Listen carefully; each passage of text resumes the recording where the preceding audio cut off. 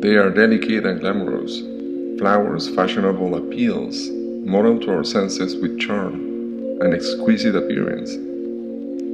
Flowers have a hypnotic effect that nobody can resist. No matter if you're a plant, an animal, or an insect, we all feel charmed by them. Maybe because flowers can speak a language we all can understand, even though they don't make any sound. They can talk to our mind with a limitless display of colors and elegant shapes. They speak to our biology with a highly evolved synergistic alchemy. When a flower opens its petals, it releases a fragrance like a magic spell, a signal, a mystery, with fine-tuning frequencies that has at its purpose life.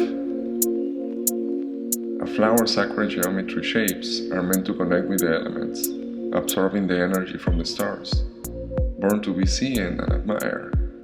I am one as many. They speak of beauty. I stop.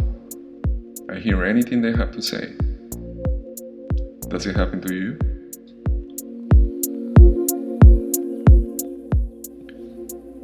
To me, flowers are doorways to the unseen world of elementals. Flowers are what I know as consciousness, but in physical form. Growing up, my education was taught by the riverbeds, on top of trees, and between the ocean waves. I was one of those free spirits, or just a rascal. Escaping school was my virtue. Even though I could not escape all the time, it was an everyday battle. During the day, getting my ration of indoctrination and conditioning at those squares we call educational institutions, and in the afternoons and weekends, being at nature to free my mind from it. I was lucky enough to have a dose of nature's rhythms each day that allowed me to get familiar with its vibrancies.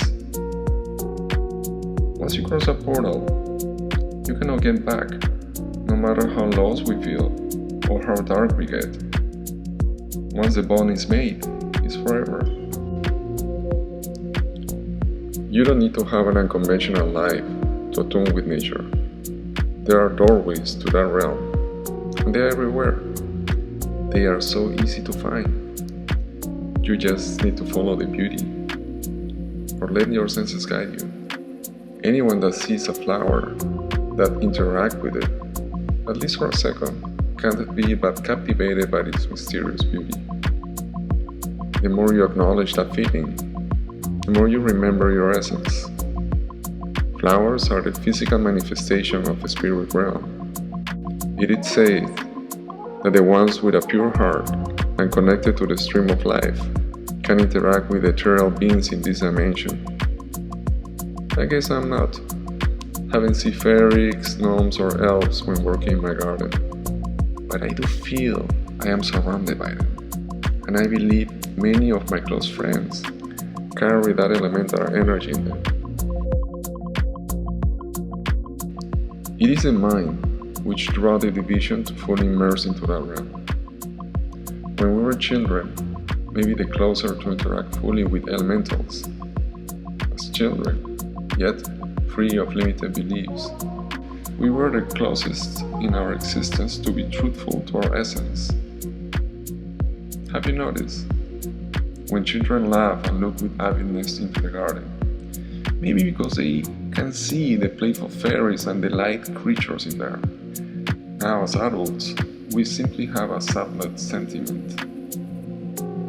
It is without mental reasoning that we stop and contemplate flowers, like if our soul seems to recognize its essence. Under its spell, we stop and admire them, and it's in this precise moment when the veil between realms becomes thinner. Delighted by the seductive and incomprehensible beauty, we feel for an instant connected with their wisdom, but in such a captivated form. Flowers are so fragile, although they are fearless. When they are open, they are ready to receive and absorb life force. Flowers indeed are the nexus for energy to become matter, or spirit to become physical. In the flowers, pollination happens. fruits are being born, and then there are seeds to spread into new trees, and so on the cycle continues. In nature's design, a flower represents the fertility of our physical world. A flower does not pretend to be, simply is, so attractive at their core, with some tanned colorful energy, our spirit is provoked and allured with, ready to dive into a display of non-physical, although sensual co-creation, as each flower petal curves into lushness, wet by morning dew. Each crystallized drop of light falls playfully. Once I had a dream. I was witnessing at the time when a single drop of morning dew falling to the ground from a bouncing flower petal. It looked more as a waterfall of intelligence and sensual connection, the art of letting go at its best. It was a universe orchestration of life to this existence in a single drop, becoming nourishment for the earth spirit. Flowers are an impeccable representation of consciousness. They can touch our own divine essence as we observe, speak to our spirit in non-mental form. If you look at close, flowers represents nature's algorithm, arranged in such a transcendental sacred geometry. Flowers are mandalas, transfusion into language, that our soul can understand, while mind slows down. Makes sense when we compare flowers' alchemy with women's energy, free, wild, elegant, gentle yet powerful, giver of life, mother, muse, rulers, from dark into light. When they reach to blossom, a queen is born. Use flowers as guidance, a reminder of abundance. Plant a garden, care for it. Flowers will blossom. You will not just observe, but co-create with the flower of life. It will nurture your soul with real beauty, unpolluted vibration, the purest love, intrinsic unity. You will flow.